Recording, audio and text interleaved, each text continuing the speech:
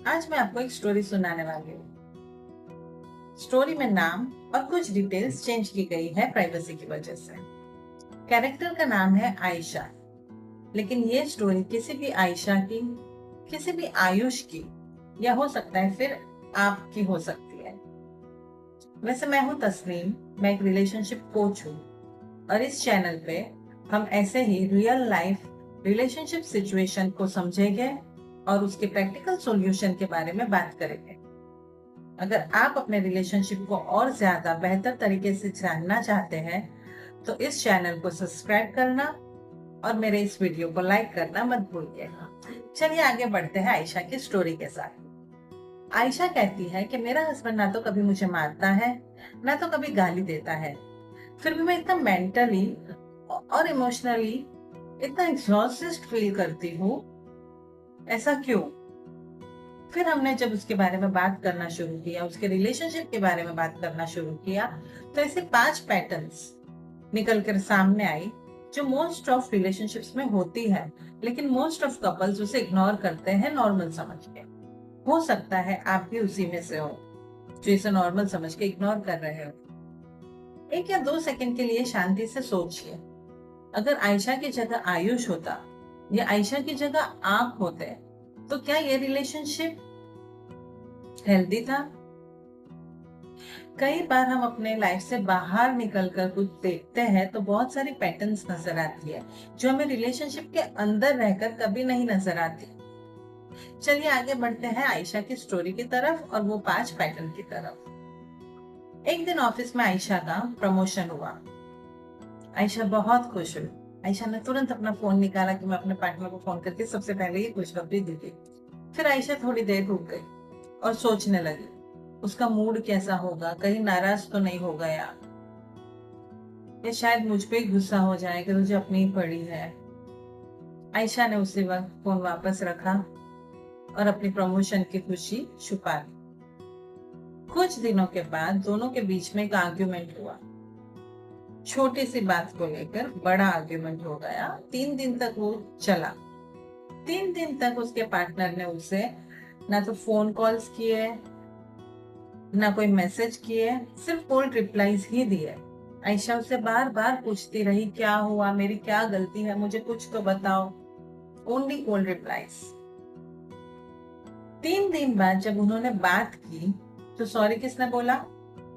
आयशा ने। जबकि आयशा को पता ही नहीं है कि गलती क्या है उसकी। उसे समझ ही नहीं आया कि वो सॉरी क्यों हर आर्गुमेंट के बाद बोलती है। एक वीकेंड आयशा ने अपने फ्रेंड्स लोगों के साथ कॉफी का प्लान बनाया। उसके हस्बैंड ने बैठ के उसको इतने सारे सवाल पूछे, क्यों जाना है, कब जाना है, किसके साथ जाओगे, किसके साथ आओगे, कौन आ रहा है, जरूरी है जाना, and blah blah blah blah. Next weekend जब उसके हस्बैंड ने अपने फ्रेंड्स के साथ प्लान बनाया, उसके हस्बैंड ने एक मैसेज किया, मैं आज घर लेट आऊंगा। आयशा ने कुछ नहीं कहा। आयशा को धीरे धीरे लगने लगा कि वो अपने आप को खो चुकी है, वो पहले जैसी नहीं रही। वो उसका चुलबुलापन, उसकी मस्ती, वो सब कहीं खो गया है। उसे हर बात बोलने से पहले सोचना पड़ता था। उसे हर डिसीजन लेने से पहले परमिशन जैसा फील होता था। इनफैक्ट सबसे अजीब बात, आयशा को संडे के बाद मंडे ऑफिस जाना रिलैक्सिंग लगता था, जबकि हमें संडे के बाद मंडे ऑफिस जाने में मौत आती है, उसे वो चीज रिलैक्सिंग लगती थी। उसे लगता था कि उसी में प्रॉब्लम है, वही ज्यादा सेंसिटिव है, लेकिन सच कुछ और ही था। और ये कहानी सिर्फ आयशा की नहीं है, ये कहानी बहुत लोगों ने एक्सपीरियंस की होगी, शायद आपने भी।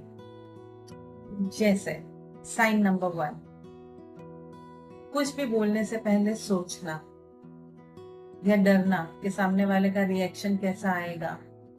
साइन नंबर 2, प्रॉब्लम सॉल्व करने की बजाय साइलेंट ट्रीटमेंट देना। साइन नंबर 3, रिलेशनशिप में डबल स्टैंडर्ड होना।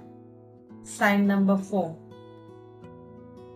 हर एक आर्ग्यूमेंट के बाद आपको ही गिल्टी फील होता है और आप ही सॉरी बोलते हो। साइन नंबर 5, आप इमोशनली और मेंटली से ज्यादा एग्जॉस्टेड फील करते हो। लेकिन याद रखिए, एक इंसिडेंट लाइफ को टॉक्सिक नहीं बनाता, लेकिन बार बार अगर ये पैटर्न रिपीट हो रहा है तो इसे इग्नोर मत करना। जैसे आयशा की स्टोरी में अगर कहीं ना कहीं आपको लगा कि ये चीज आपने एक्सपीरियंस की है तो पैनिक मत होना। पहले ऑब्जर्व करो, पैटर्न्स लिखो और एक बात सोचो, क्या इस रिलेशनशिप में मैं अपनी असली पर्सनैलिटी जी पा रही हूँ या पा रहा हूँ। एक हेल्दी बाउंड्री सेट करिए। सिर्फ इतना कहना है कि मैं इस रिलेशनशिप को इम्पोर्टेंट फील करता हूँ, करती हूँ, मैं प्रॉब्लम को सॉल्व करना चाहता हूँ, लेकिन साइलेंटली नहीं, कन्वर्सेशन के साथ। लेकिन जब तुम रिस्पेक्टफुली बात करने के लिए रेडी हो तो मैं भी रेडी हूँ। अगर आप आयशा की स्टोरी में ये फील कर रहे हो तो जरूर ऑब्जर्व करना। और एक बात, अगर रिलेशनशिप में सिर्फ एक ही इंसान बचाने की कोशिश कर रहा है रिलेशनशिप को, तो ये पैटर्न भी ध्यान रखना, क्योंकि रिलेशनशिप को बचाने के लिए दोनों तरफ से एफर्ट्स लगते हैं, सिर्फ एक तरफ से नहीं। अगर आयशा की स्टोरी सुनने में अगर आपको ऐसा लगा कि ये आप रिलेट कर पा रहे हो या आपके कोई पहचान वाले रिलेट कर पा रहे हैं तो कमेंट में हीलिंग लिखिए। और अगर आप अपने रिलेशनशिप के बारे में पर्सनलाइज गाइडेंस चाहते हैं तो डिस्क्रिप्शन में दिए गए व्हाट्सएप लिंक पे क्लिक करके मेरे साथ 1-to-1 कोचिंग सेशन बुक कर सकते हैं। और अगर आप रिलेशनशिप के बारे में या इमोशनल इंटेलिजेंस के बारे में डीपली समझना चाहते हैं तो इस चैनल को सब्सक्राइब करना मत भूलना। मिलते हैं नेक्स्ट एपिसोड में। तब तक के लिए आपका और आपके रिलेशनशिप का ख्याल रखना।